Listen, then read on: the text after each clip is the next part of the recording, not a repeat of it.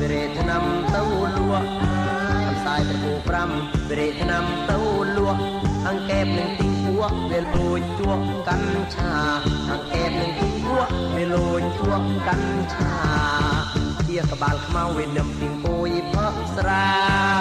ជាក្បាលខ្មៅវានឹមពីគួយផឹកស្រារវងមិនដេញភាសាវិជាមណាយតោះអេ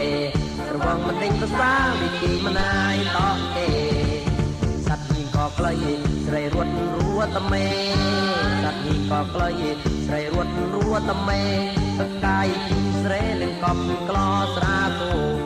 តកាយជីស្រែនឹងកំក្លោស្រាគូអាជាក្បាលខ្មៅវិញផ្លូវមោហអាជាក្បាលខ្មៅវិញផ្លូវមោហរត់ចូលស្រាធូក៏មុខក៏បាលស្រូម៉ាមរត់ចូលក្រុងកោធូក៏មុខក៏បាលស្រូម៉ា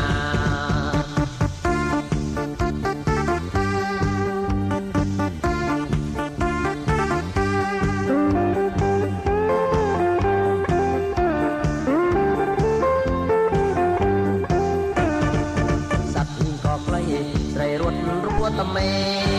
សត្វទីក៏ក្លៃស្រីរត់រួតមេតកាយជិះស្រែនឹងកប់ក្លោស្រាធូតកាយជិះស្រែនឹងកប់ក្លោស្រាធូអាជាក្បាលខ្មៅវិញក្លៅមោហ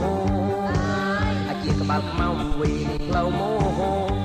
រត់ចូលក្លោធូក៏មុខក៏បាលស្រូម៉ាមរត់ចូលក្លោស្រាធូក៏មុខក៏បាលស្រូម៉ា